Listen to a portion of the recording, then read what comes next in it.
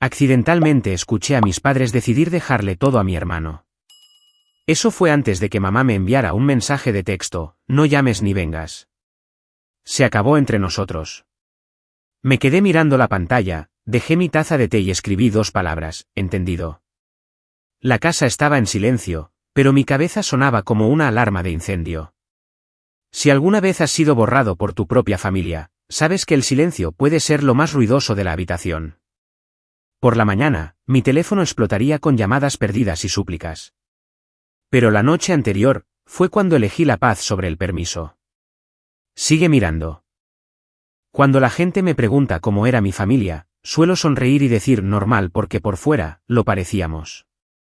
Papá era dueño de 5 restaurantes en Sevilla, restaurantes de la familia Vargas pintado en grandes letras doradas en cada letrero. Mamá se ocupaba de los libros.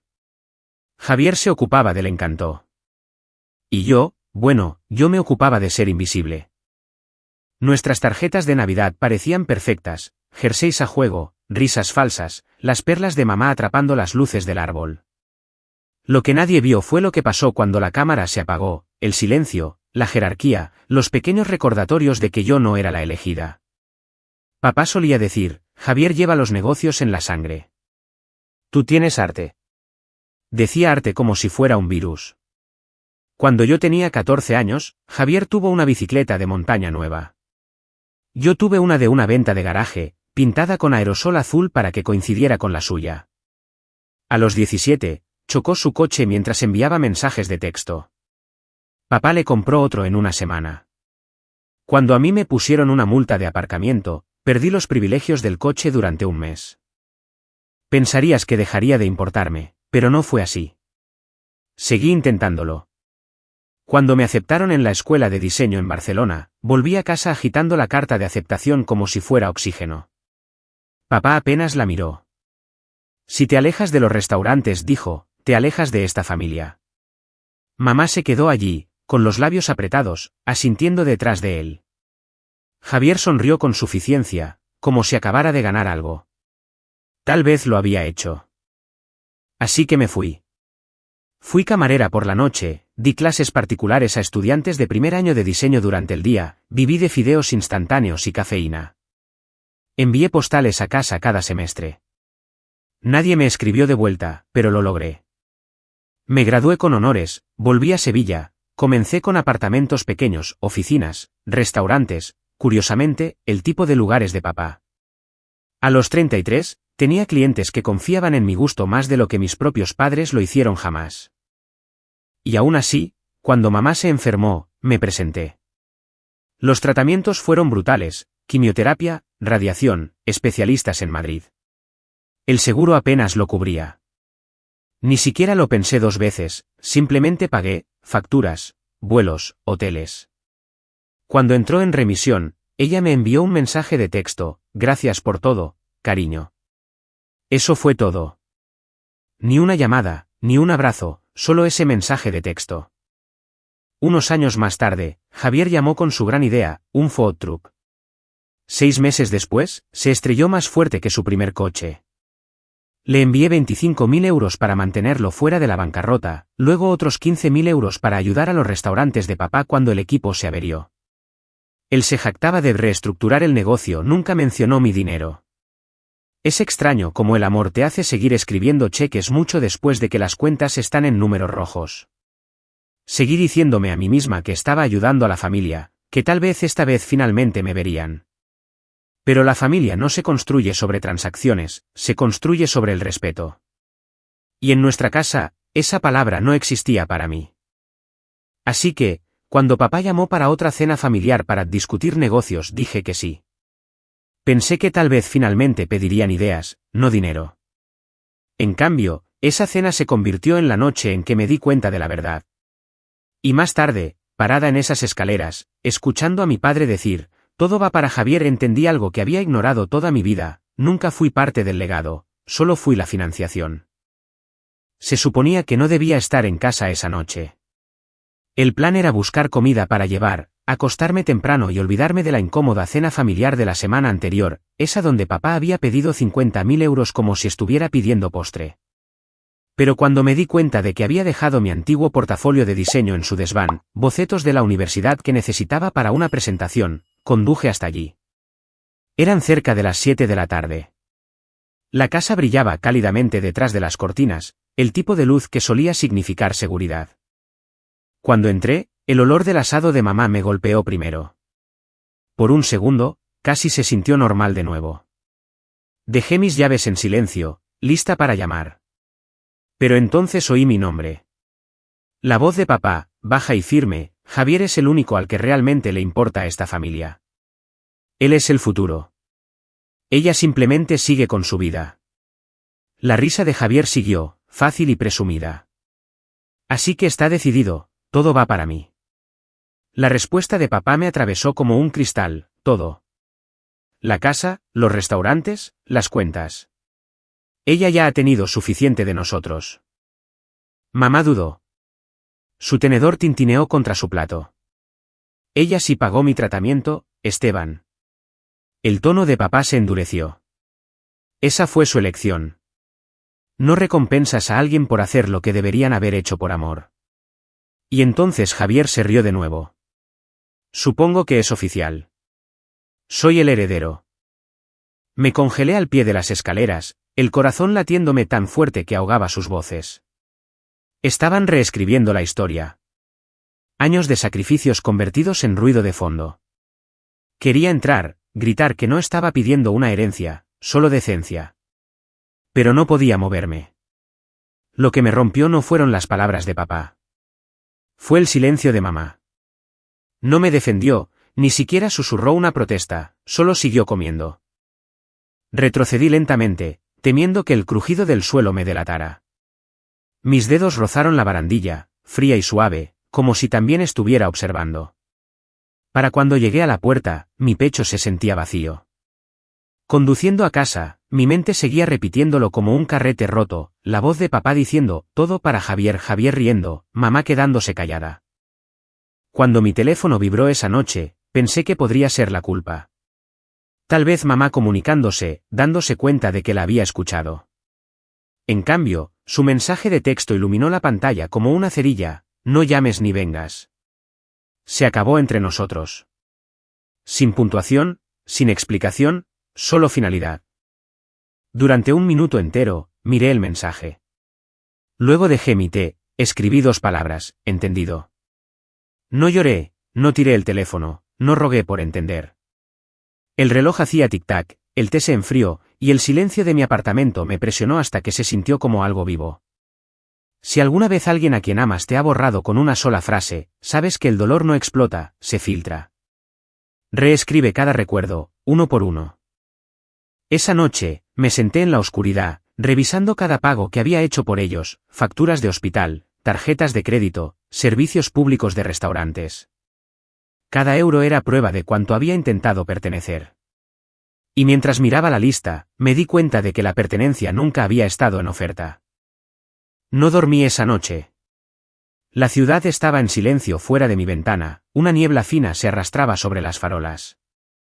Me senté en la mesa de la cocina, con el teléfono boca abajo, mirando a la nada. El texto seguía resonando en mi cabeza: no llames ni vengas. Se acabó entre nosotros. Uno pensaría que ese tipo de mensaje destrozaría a una persona, pero yo no me rompí. Me congelé. El tipo de quietud que ocurre justo antes de que una tormenta cambie de dirección. Cuando la primera luz del amanecer se derramó sobre mi encimera, abrí mi computadora portátil. Correos electrónicos, facturas, pagos automáticos, línea tras línea de recordatorios de que había estado financiando a las mismas personas que acababan de cortarme. Las recetas de mamá, las deudas comerciales de Javier, 2 facturas de servicios públicos de restaurantes, las primas de seguro, todas configuradas para renovarse automáticamente. Cada línea me ataba a ellos como una cadena invisible. Desplacé una vez más, luego hice clic en cancelar en la primera, luego en la siguiente y en la siguiente. Cada clic sonó más fuerte que el anterior. Una rebelión silenciosa, un sonido que solo yo podía escuchar. Abrí otra pestaña, revisé mi saldo. Meses de trabajo, noches, plazos sin dormir, todo drenado para sus crisis. Susurré a la habitación vacía: ya no más. a media mañana, había cortado todas las conexiones. Sin pagos, sin red de seguridad, sin acceso. Luego abrí la carpeta que aún estaba sobre mi mesa, la propuesta de negocio que llevé a esa cena familiar. La que habían descartado, de la que se habían reído, ignorado. Hojeé cada página, análisis de costes, planos de renovación, nuevos conceptos de marca, mi trabajo, mi tiempo, mi mente. Lo habían llamado un desperdicio. Así que decidí hacer que valiera algo. Esa tarde, llamé a un contacto de la conferencia de hostelería a la que había asistido hacía meses, un gerente de proyecto en Grupo de Hostelería Ibérica. Hola, dije, manteniendo un tono ligero. ¿Recuerdas ese concepto de sostenibilidad que mencioné? Tengo una propuesta completa lista. ¿Podemos verla?, preguntó. Mañana, dije. Colgué y me recosté en mi silla. Por primera vez en meses, el aire de mi apartamento se sentía limpio. Esa noche, el nombre de Javier parpadeó en la pantalla de mi teléfono. Luego el de papá, luego el de mamá. No respondí. No porque ya no me importara, sino porque finalmente me importaba a mí misma. A medianoche, había borrado el último rastro de ellos de mis finanzas. Lo único que quedaba era el silencio. Y en ese silencio, algo nuevo comenzó, una especie de calma que no reconocía. La calma de alguien que finalmente ha dejado de rogar por ser amado por las personas equivocadas. Querían que se acabara entre nosotros. Bien. Iba a mostrarles cómo se veía realmente acabado. A la mañana siguiente, mi teléfono explotó con llamadas perdidas y mensajes de texto. 37 llamadas antes de las 9 de la mañana, para ser exactos. Mamá, papá, Javier, números desconocidos, buzones de voz apilados uno tras otro, sus voces superpuestas como estática. La voz de papá se quebró a mitad de mi nombre antes de que colgara. El mensaje de Javier fue más corto, mocosa egoísta, arregla esto. El de mamá llegó al final. Su tono era suave, ensayado, cariño, por favor llámanos. Esto no es propio de ti. Silencié el teléfono y volví al trabajo. 3 propuestas de diseño vencían esa semana.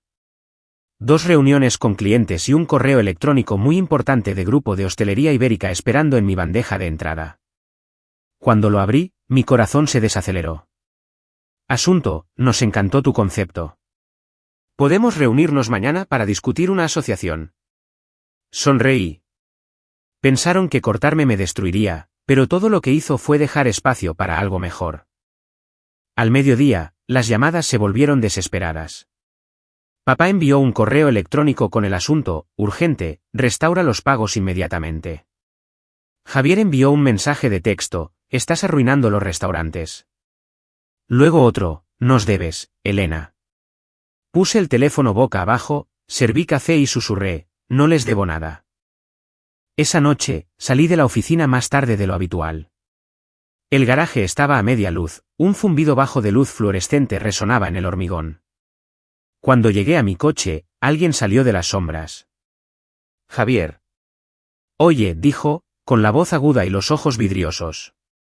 Nos has estado ignorando. Ocupada, respondí. Se acercó. Vuelve a activar los pagos. No. Su rostro se contorsionó. ¿Crees que puedes simplemente irte? ¿Crees que eres mejor que nosotros? Lo miré a los ojos. No, Javier. Creo que finalmente dejé de fingir que somos familia. Apretó la mandíbula, su mano temblando como si quisiera agarrarme. Antes de que pudiera, se escucharon pasos. Tomás, uno de mis compañeros de trabajo, apareció con otros 2. ¿Todo bien, Elena? Javier los miró y luego volvió a mirarme. Esto no ha terminado. Sí, dije en voz baja. Sí lo está.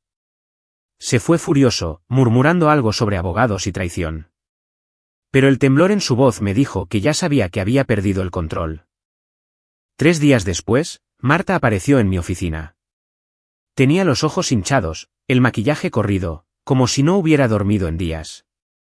Siento venir aquí, dijo, sosteniendo una carpeta contra su pecho. Él no sabe que estoy aquí. Le hice un gesto para que se sentara. Javier. Ella asintió. Necesitas ver esto. Cuando deslizó la carpeta por el escritorio, se derramaron papeles, recibos, extractos bancarios, resúmenes de transacciones. Fondos de restaurantes transferidos a cuentas personales, la compra de un Rolex, viajes a Marbella, vuelos en primera clase a Tenerife. Decenas de miles de euros desviados de las cuentas de los restaurantes durante 3 años. Levanté la vista. ¿Encontraste esto? Ella asintió de nuevo. He estado ayudando con la contabilidad desde que nos comprometimos. Al principio, pensé que las cantidades faltantes eran errores, pero es él. Ha estado robando del negocio de tus padres durante años. Ella comenzó a llorar. Lo voy a dejar. No puedo casarme con alguien que le roba a su propia familia. Me incliné hacia adelante. Marta, me acabas de dar exactamente lo que necesitaba. La tarde siguiente, mi teléfono volvió a sonar. Papá, reunión familiar mañana, 2. Café Puente, centro. Sin saludo, sin pregunta, solo una demanda. Perfecto. El Café Puente olía a espresso quemado y abrigos mojados por la lluvia. Ya estaban allí cuando llegué, mamá mirando por la ventana, papá sentado rígido, Javier mirando su teléfono. Cuando me acerqué a la mesa, los tres levantaron la vista en perfecta sincronía, como depredadores localizando a su presa. Papá habló primero. Tu rabieta infantil está destruyendo el negocio familiar. Me reí suavemente. ¿Infantil? ¿Te refieres a cortar el dinero que usaste sin preguntar? Mamá intentó alcanzar mi mano. Cariño, podemos arreglar esto. Solo vuelve a activar los pagos. Retiré mi mano. No. Javier se reclinó, sonriendo. Está amargada. Siempre lo ha estado. Abrí mi bolso, saqué una pequeña pila de papeles. Qué gracioso. Tal vez quieras leer esto antes de llamarme amargada. Puse la carpeta de Marta sobre la mesa y se la deslicé. Recibos, transferencias bancarias, cada partida documentada. La sonrisa de Javier flaqueó. ¿Qué es esto? Evidencia, dije, de cómo has estado robando de los restaurantes durante 3 años. Papá agarró los papeles. Su rostro se puso pálido y luego rojo. ¿De dónde sacaste esto? De alguien cansado de limpiar sus desastres. Mamá se tapó la boca, susurrando, Javier. Él empujó su silla hacia atrás. Son falsos. Ella los inventó. Me incliné hacia adelante, con la voz tranquila. No los inventé. Tu prometida me los dio. Sus ojos se abrieron. Marta. Ella te dejó. Interrumpí. Mujer inteligente. Por primera vez, papá parecía perdido. Incluso si esto es cierto, dijo, con la voz temblorosa. Sigue siendo un asunto familiar, ¿verdad? Y la familia ayuda a la familia, recordé. Javier se burló. ¿Crees que eres mejor porque haces casas elegantes para gente rica? No, dije, poniéndome de pie. Porque construyo algo real, algo que dura. Busqué en mi bolso otra vez y coloqué otra carpeta sobre la mesa, la propuesta de negocio que habían llamado una pérdida de tiempo. Vendí esto a Grupo de Hostelería Ibérica ayer, dije. $500,000 euros. El tenedor de mamá se le escapó de los dedos. Javier me miró fijamente como si no pudiera procesar las palabras. El rostro de papá se drenó por completo de color. Les encantó, continué. Dijeron que es exactamente el diseño ecológico que querían para sus 40 restaurantes. Parece que mi inútil título finalmente dio sus frutos. Javier golpeó la mesa con la mano. Robaste nuestra idea. No, dije, tan tranquila como siempre. Ustedes la rechazaron. Gran diferencia. El silencio se extendió. El tintineo de los platos desde el mostrador llenó el aire. Le di un sorbo lento a mi café. Veamos cómo te salva tu hijo elegido ahora. La voz de papá era baja, casi un gruñido. Te arrepentirás de esto. Tal vez, dije, recogiendo mis cosas. Pero al menos me arrepentiré en mis propios términos. Mientras caminaba hacia la puerta, la voz de mamá me siguió, débil y temblorosa. Elena, por favor. Me giré lo suficiente para encontrarme con sus ojos. Me dijiste que no llamara, que no viniera. ¿Recuerdas? Sus labios se separaron, pero no salió ningún sonido. Afuera, la lluvia había comenzado a caer. Ligera, constante, limpiadora. Me quedé bajo ella por un momento, respirando el aire, dejando que el ruido del café se desvaneciera detrás de mí. Por primera vez en mi vida, no estaba temblando. No tenía miedo. Era libre. Esa noche, llegué a casa en silencio. Sin llamadas, sin correos electrónicos, sin mensajes de texto. Apagué las luces, me serví una copa de vino y abrí mi computadora portátil. $500,000 esperaban en mi cuenta. No dinero de venganza, no dinero de culpa, solo prueba de que no necesitaba su permiso para importar. Durante años, yo había sido la que lo rescataba. Ahora tendrían que aprender a sobrevivir sin mí. Cerré mi computadora portátil, tomé un sorbo y sonreí para mí misma. La paz tenía un sabor. Sabía a libertad y Cabernet. Pasaron 6 meses antes de que supiera algo. Fue la tía Carmen quien finalmente llamó. Su voz llevaba esa mezcla de lástima y chisme que solo los parientes pueden dominar. «¿Lo perdieron todo, cariño?», dijo. Los 5 restaurantes se fueron. Solicitudes de bancarrota, demandas, todo. Javier enfrenta cargos por malversación. Tu padre está trabajando en una ferretería. Tu madre a tiempo parcial en el Corte Inglés. No dije una palabra. Solo miré por la ventana de mi oficina el horizonte de la ciudad. Mi equipo riendo en la habitación contigua. Carmen dudó. ¿Preguntaron por ti? Creo que finalmente entienden. Casi me río. Tal vez, pero ese entendimiento es demasiado tarde. Esa noche, revisé mis viejos mensajes. El mensaje de texto de mamá todavía estaba allí, brillando en la pantalla. No llames ni vengas. Se acabó entre nosotros.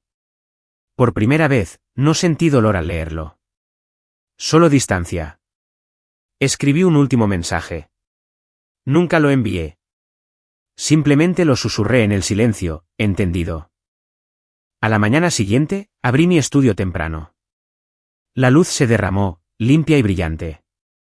El pasado se sentía más pequeño en ese resplandor, como algo que ya había superado. A veces, la mejor venganza no es ruidosa. Es la paz. Ya no hay gritos, ni súplicas, ni necesidad de probar nada. Solo la tranquila satisfacción de irte y ver la verdad hacer su trabajo. Si alguna vez has tenido que elegir la distancia sobre el daño, sabes exactamente cómo se siente eso. Comparte tu historia en los comentarios y no olvides suscribirte para la próxima.